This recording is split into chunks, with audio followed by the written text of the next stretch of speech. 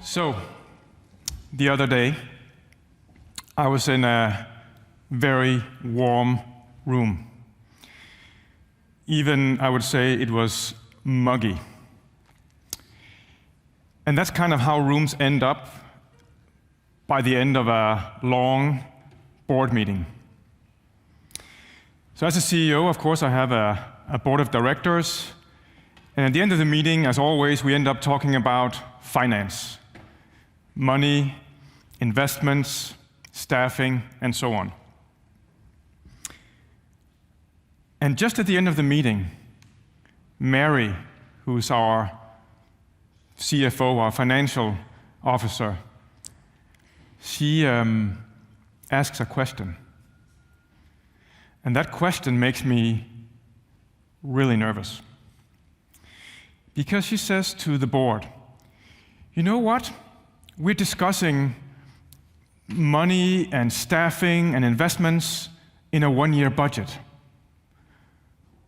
Why couldn't we have like a 3-year budget or 3-year time horizon for those decisions?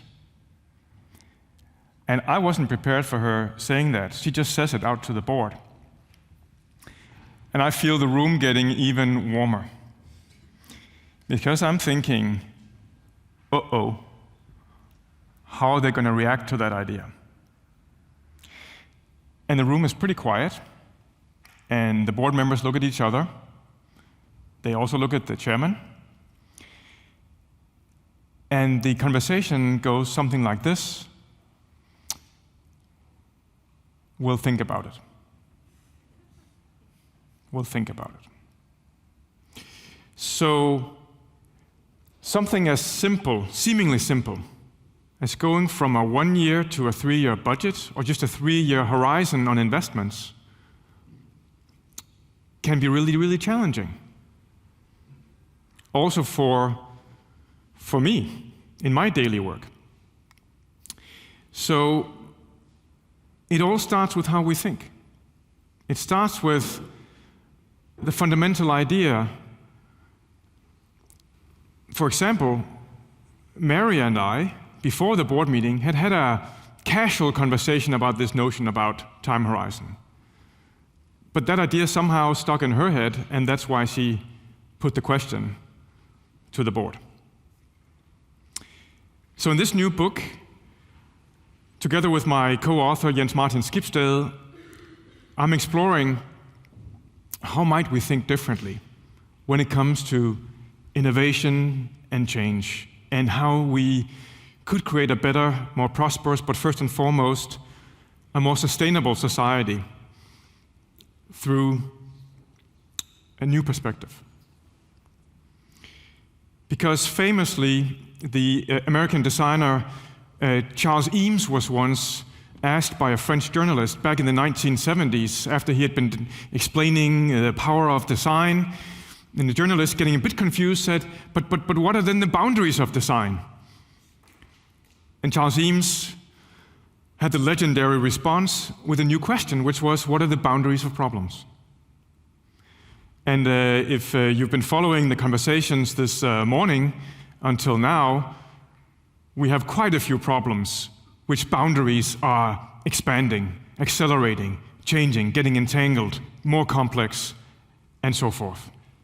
So if that's the case, we need our thinking, the way we innovate, the way we design, to expand as well. But we are trapped. When it comes to technology innovation, we are trapped in a very, very singular model of our technological future that is, in a crude way, I would say, in a simple way, you can say, it's been formulated by a Californian ideology. I love California, but the ideology means that technology will save us. Digitalization will save us. And the more digital, the more technology, and the more of the business models emerging from Silicon Valley, the better. But is the future so locked that we just need more of this? more self-driving cars, more iPhones, more streaming services, just more of that into the future. Or could we innovate the field of innovation just by starting to take a look around us at what's going already on in the world in different locations, way beyond the west coast of America? Stuff is happening in my part of the world, in the Nordics, around clean energy and circular economy, for example. We have incredible innovations happening out of Africa, out of Latin America, out of Asia. So what would happen if we took a global perspective on our technological future, or even of our administrative, bureaucratic future, like the conversations we can have in an event like today? And so realizing that, of course, we can shape the world differently if we want to.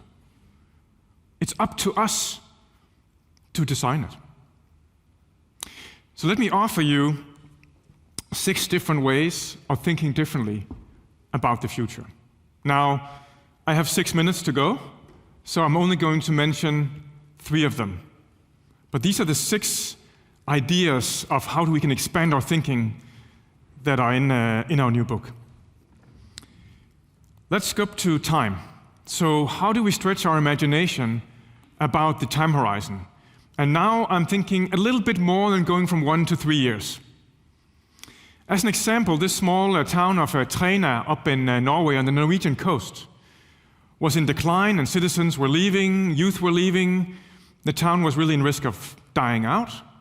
I hired a program manager to reinvent what does it mean to be a small hamlet in Norway. She invited in residents, artists in residence. She invited in cultural events. She even suggested to run a rock festival on this small place. You know what a rock festival looks like in a Norwegian hamlet? It looks like this, with a nice little cave to, I'm sure it kind of boosts the sound a bit. The thinking going into that when Moa Bjørnsen is her name, talked about the project was this. People have lived here for a very, very long time. How do we design for the next very, very, very long time? I don't know if they'll have rock festivals in 9,000 years, but just the thinking going into that. That's truly expansive thinking. Proximity means getting close to problems. Now today, problems are not just human problems. They are problems of our planet, problems of our nature. They're problems around climate change.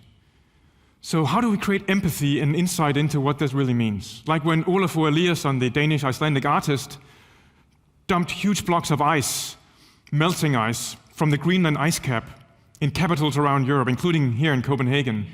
And citizens could go and listen to the pop, the crackle of the air bubbles released from this ice, air bubbles that have been trapped in the Greenland ice for hundreds of thousands of years and now is being released. Why? Because of climate change. So as Olafur told us when we wrote the book, we need not just the data and the knowledge about climate change, we also need to feel it, to experience it, to touch it, in order to get action. That's why we need to be feeling proximity to problems. Finally, on sectors, now we are all here, most from the public sector. But increasingly, sectors make no sense. And certainly they need to be redefined. We need to engage everyone to address our thorniest, difficult problems. We need to get sectors as entangled as the world around us. So when we work on the green transition, circular economy at the Danish Design Center, we ask ourselves, how do we create an irresistible, attractive future? We ask ourselves with the new European Bauhaus, a huge European program, how can we both create new value through art and design and architecture that is socially responsible, that is addressing climate change, that is transforming our built environment. And as we do so, we need every sector to get involved. And this is just one example of a sector ecosystem mapping we've done to understand what it looks like when we get all the different types of actors just in the Danish ecosystem mapped out, not at least looking at what a European one would look like. And remember, it's not just about getting all the dots in place, it's also the relationships between them and interactions happening in the relationships in a system. Because if you can't see the system, how can you ever redesign it? So we need cross-border, cross-sector, cross-disciplinary collaboration. That is the challenge we see. And maybe we need to even create not only long-term impactful missions, but also new types of hybrid bodies, hybrid models, hybrid teams, hybrid governance structures that can encapsulate new ways of working across sectors, with the opportunity and the problem in focus. I'm going to end with a few ideas about how we can bring this expansive thinking into action in design work, in innovation work, and just 3 ideas to leave you with. One is that we can take these expansions, time, life, proximity, sectors, and use them to challenge our assumptions about a problem. What time span is this problem on? How close can we get to the problem? We can also use it to give us creative fuel for getting new ideas, brainstorming, ideating, concept development as creative constraints or challenges. Or we can take a product or a service or even a governance model and test it up against these expansions and ask ourselves, how would this model work in a long time horizon? How would this model work if we did this across sectors? How would this work if we were really, really going to move proximally to the problem? So with that, remember, once, like my colleague Mary, we have heard of an idea, our minds can never go back to where they were. Thanks for listening.